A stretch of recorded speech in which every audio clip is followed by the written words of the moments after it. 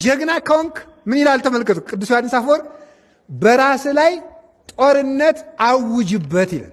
መቆጣት ከፈለግ መጀመሪያ በራስ ላይ ተቆጣ ይላል። ልክስክስነትህን፣ ስግብግብነትህን፣ ክፋትህን፣ ዝርክርክነትህን፣ ዘማዊነትህን ተቆጣው። ስንፍናህን ተቆጣው። በዲያብሎስ ላይ ጦርነት ክፈትበት።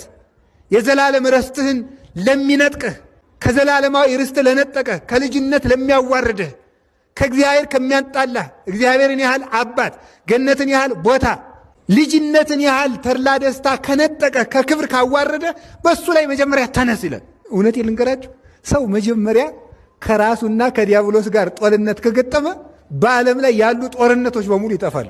የምሬ ነው ነግራችሁ ማለት ጦርነትን በሙሉ እኮ የሚያቀጣጥሉት ራሳቸውንና ዲያብሎስን ማሸነፍ ያቃታቸው ሰዎች ናቸው።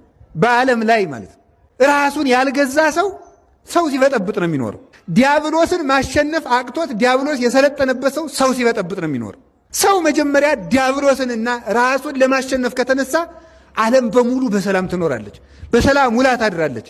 ዛሬም ነገም ከነገ ወዲያም እኔ ብጠየቅ የምናገረው ይሄ ነው።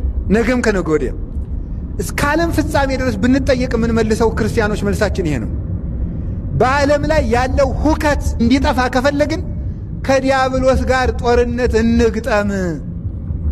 አሁን እዚህ ያለው ሰው ራሱ በዚህ ሳምንት ከዲያብሎስ ጋር ተዋግቶ ዲያብሎስን ቢያሸንፍ እርግጠኛ ነኝ ኢትዮጵያ ሰላም ትሆናለች።